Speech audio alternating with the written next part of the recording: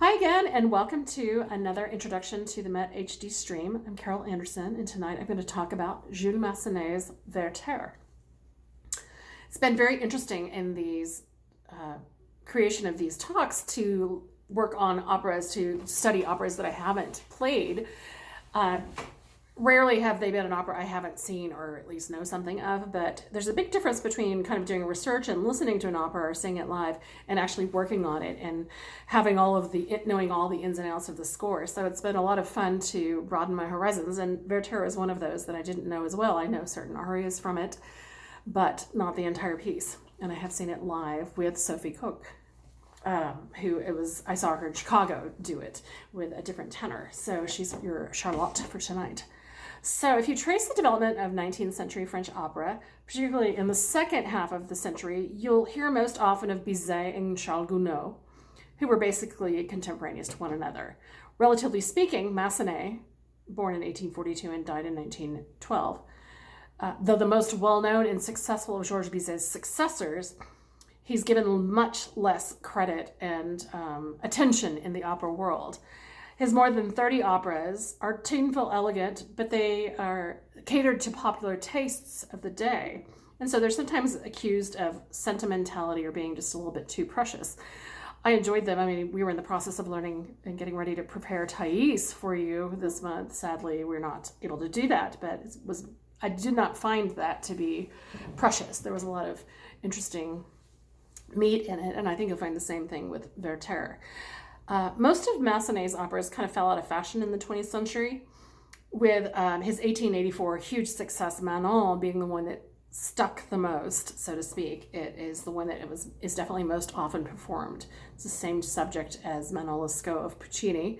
It's another one of those operas about a courtesan, which there seem to be many. Werther from 1892, so a few years later, is probably Massenet's next most performed work. And it's based on a novel, a very short novel, by the great German Romantic poet and author Johann Wolfgang von Goethe. So Massenet was born in the Loire Valley. He was the son of a tradesman and an amateur pianist.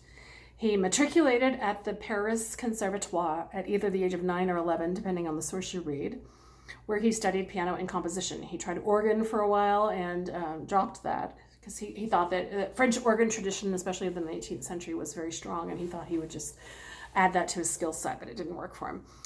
At age 21, he was awarded the prestigious Prix de Rome, which carried with it 3 years of subsidized study in Italy.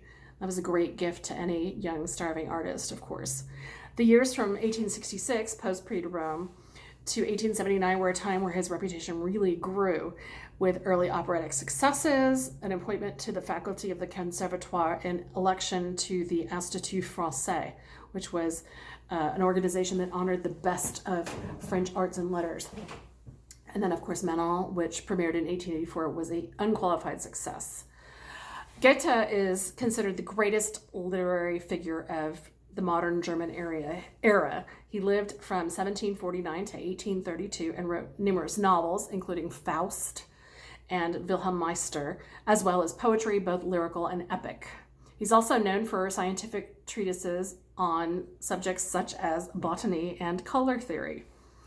The Sars of the Young Werther is an epistolary novel, or is it epistolary? It's one of those words that you read and you don't say. Novel. It's presented as a collection of letters from Werther and Charlotte, and then it has editorial comments which provide information that would not have necessarily been known to Werther himself. So it has the appearance of being a kind of a record of a real person's life, so to speak. So trying to get my iPad to cooperate with me. There we go. It was published, it's somewhat autobiographical, and it was published when Goethe was only 24. The novel catapulted him to fame and was one of his most well-known works. Napoleon Bonaparte even carried a copy of the novel on his campaigns. It was a slim volume. The tale of unrequited love that leads to Werther's, spoiler alert, suicide, is reputed to have inspired something they eventually called the Werther effect, where young men would dress in the manner of Werther with I think it's a blue coat and yellow pants, or it might be reversed, And then they would commit suicide with the same type of dueling pistols. Some countries even banned the book because they were so concerned about their young men. This is a little bit anecdotal. It's not necessarily a real thing, but it made for interesting stories of these copycat suicides. Goethe credited the novel with saving his own life in a way. It was his therapy. He had fallen in love with a woman who was engaged to another man, and in his depression, he considered suicide as an option to relieve his suffering. But through writing the novel, it kind of was his therapy to kind of work through those issues. The opera Werther was completed in 1885 and presented to the director of the Opera Comique, who considered the subject too dark and depressing for his theater. Werther ended up shelved for a few years due to Massenet's focusing on other projects.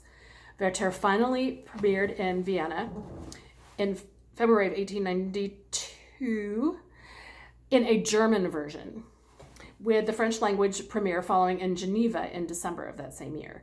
Performances in Paris followed in 1893, and the U.S. premiere took place in Chicago in 1894, performed by the Metropolitan Opera, first in Chicago and then in New York. Werther, like so many operas, is based around a love triangle with a tragic end. The opera is set in a German town in the late 18th century on a July day. It begins on a July afternoon. The bailiff of the village of Wetzlar is a widower with a large family, 8 children.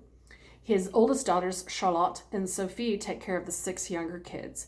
As the opera opens, the bailiff is teaching the younger kids a carol. Now it's July. Why is he doing it so soon? Well, he says at one point, well, you got to start early to get it right. And he's not wrong about that, is he?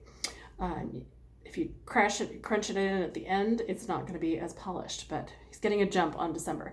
So the opera begins with a very dramatic prelude.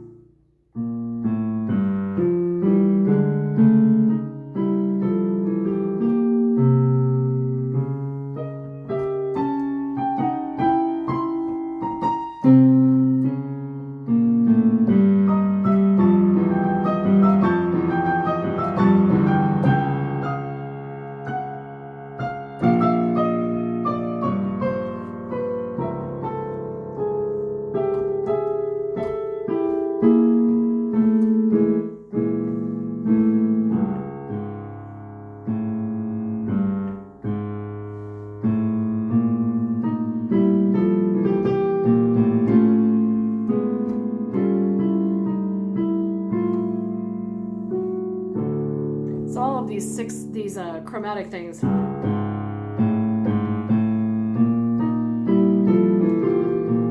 and these falling figures that start on an offbeat, those follow all the way through. Those are just sort of the sorrows of Werther's sob motifs. And then we have this very pastoral and lovely tune that will come back as well.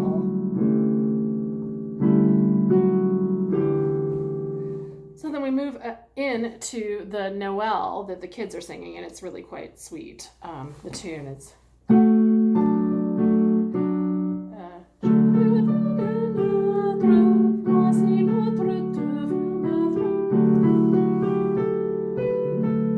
It's got this kind of drone bass in there, and so it's a very simple folk song. And I think the reason they start with the Christmas tune is because then the opera eventually has its denouement on Christmas, and they're at Christmas Eve. And so it's able to be a framing device. You hear the carol at the end. So it's and it's much more poignant after having watched Werther's descent into depression and ending his life. So then he comes, let's see, where am I? So Werther comes in to visit the family, and he's new to the family, or he's a new friend, has a reputation of being sort of a good guy. And there's a few other characters in there that I'm not going to bother with, Kätzchen and such. But he comes in and he is taken by the fact that it's a lovely day. He says, is this the house of the Bailly? And this guy says, yes, you're here, you know. And then he says, he's like, I do not know if I'm awake or if I dream again. all that surrounds me has the air of paradise. So this is coming into his aria where he's just talking about nature and how beautiful it is.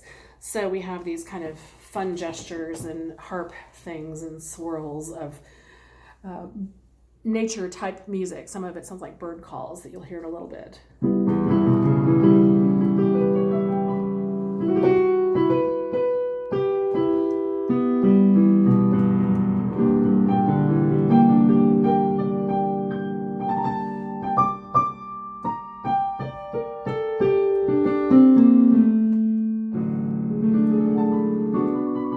Then it sounds like birds.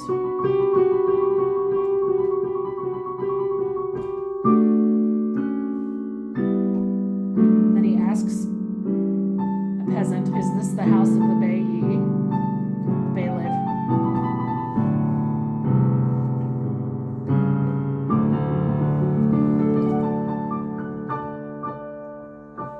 And then this tune will come back.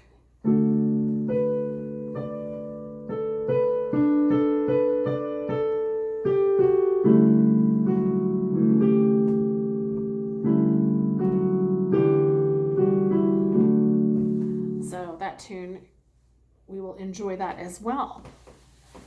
So Werther attends a party where he is enchanted by Charlotte's beauty, kind disposition, all of these things. And so he discovers, much to his dismay though, that Charlotte is engaged to marry Albert. And he has a confrontation with Charlotte where he says, "I've fallen in love with you." I mean, this is opera, so of course it happens very quickly. And Charlotte says that she can't return his love because she had made a promise to her mother on her mother's deathbed that she would marry Albert. And then Albert returns and kind of his presence leaves Werther despondent. He's despondent through a lot of this opera. September, in the next act, finds Charlotte still longing for finds Werther still longing for Charlotte, though she and Albert are now married. Sophie attempts to cheer him up. So we have, he says in this scene, he's singing sort of slowly, and it's very gentle rocking music, and he says, after the storm, a wave will be appeased. My heart continues to suffer in a forgotten dream of Charlotte, and that which you read in my thoughts, it will never find it again in friendship. And ce ne sera pas de bonheur sur la terre. So he's just never going to be happy, and so he's very despondent. And then you'll see when Sophie comes in, she's the very cheerful one. Charlotte's a little bit more, she's older and a little less flighty, but Sophie is charming and fun and always sort of skips about, and you'll hear very obviously the Sophie music, which will happen several times too. So here's where Werther is despondent before Sophie's entrance.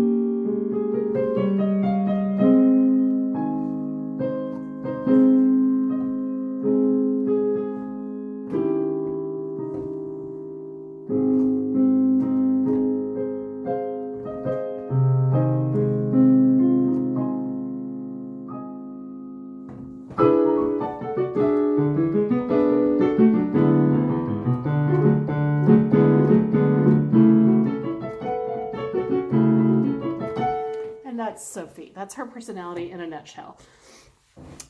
Always cheerful.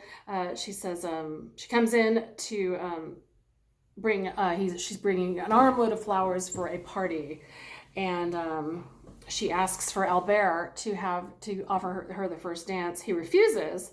Oh, and then she sees Werther and she says, "Ah, le sombre visage." And then she says, "Monsieur Werther, I would love to dance with you. You know, it's a day for joy and smiles."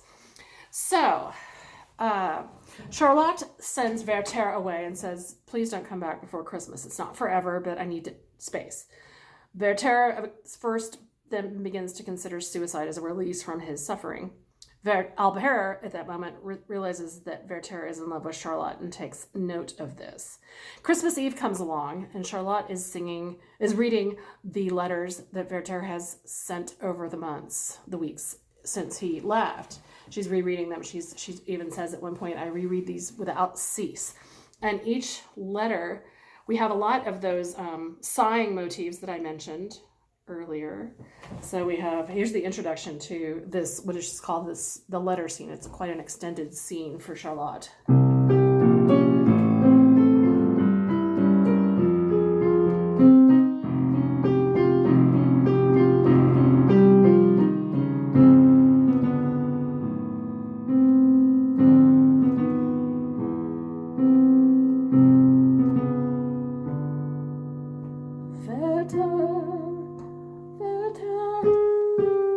Sobbing motifs.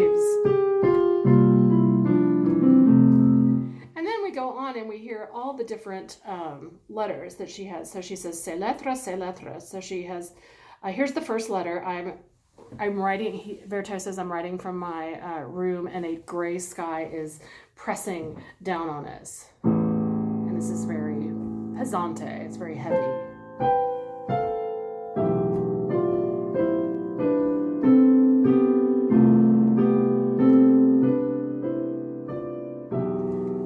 It's got this kind of the parallelism, and then just this drone has this very ominous feel to it.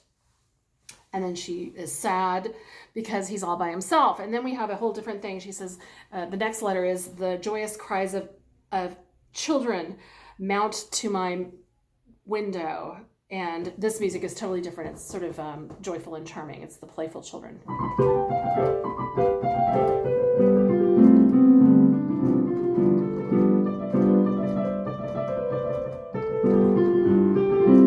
Just a lot of energy and then between each letter she comments on the letter and how it makes her feel. So it's actually a tour de force for the mezzo soprano in the area of acting, because she has to really show a bunch of colors of acting and emotion. And then she gets to the last letter and she says, oh, this last letter freezes me and makes me shiver. And then we have this music.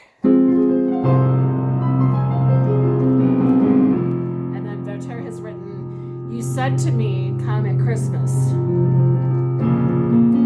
And I cried back to you, never. And then he says, one couldn't know that I spoke truth, that to us was spoken truth. And this is where he's saying he's going to kill himself. But if you don't see me, on the day that we fix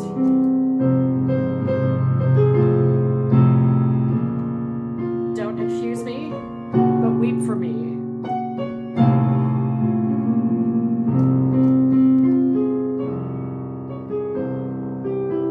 And then he's saying, because at that moment, if you don't see me, it's because I am deceased. And then his last line is, oh, Charlotte, and you should be afraid. Tu frémiras, you should be horrified. You will weep. And then she repeats those lines, tu frémiras, several times. So then Sophie comes in one more time and to cheer up Miss Charlotte. And I apparently didn't... there's another little aria section called Va laisser couler mes larmes. And it says, and she's saying to Sophie, stop, let's just let the tears fall. They do good for the heart. And one of the things you'll hear here is a solo saxophone, which is not an instrument that you think of in opera very often, but it was invented by a guy named Adolphe Sax, and it was kind of a new, in vogue instrument around the time that Massenet was writing, and so he decided to use it. Then we get to Werther finally coming back, and he declares once more his affection, accusing Charlotte of denying her true feelings. He sings a very mournful tune, and this is one of the great arias of the tenor repertoire. And it's not his own words, but they reflect his feelings. Why do you dream, O breath of me? Why do you wake me up, O breath of spring? Why do you wake me up? I feel your caresses on my forehead, and the time of storm is coming. I feel it coming close to me. So it's foreshadowing.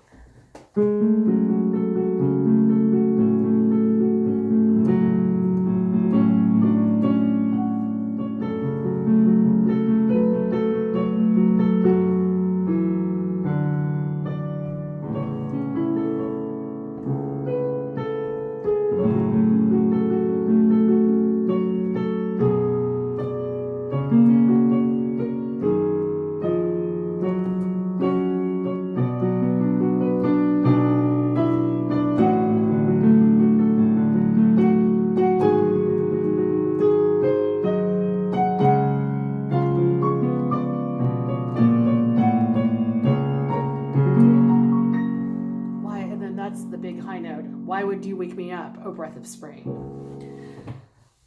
So, then he leaves when once more Charlotte rebuffs him, and she actually leaves the room and locks herself away and is not going to have anything else to do to him. So he calls upon nature to mourn him, and then he leaves. And he sends a note later on. A note arrives just shortly thereafter, asking to borrow Albert's dueling pistols. Albert, in a very heartless moment, says, "Go ahead, Charlotte. Give him to the servant to go take him to Werther." So Albert's got to know what he's getting into. And we have a moment where the drama ends, and then there's an interlude, which is represents a snowstorm on Christmas Eve, where Charlotte is trying to get to Werther in time to save him. And she says, "Dieu, tu ne voudras pas que j'arrive trop tard." God, you cannot possibly wish that I would arrive too late. We have this.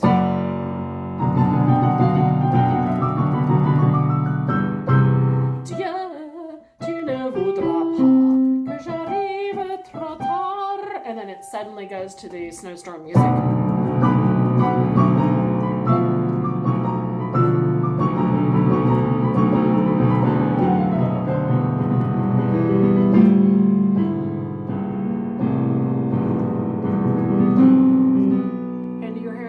Of "Tu frémiras, you will be afraid," from the letter scene.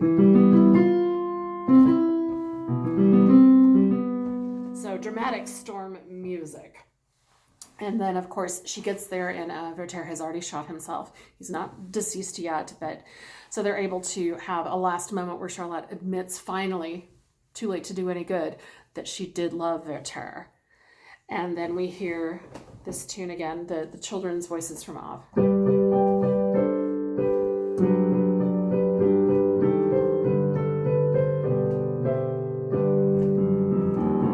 And it's got this ominous music. And we have right before that, we have a echo of the Pourquoi.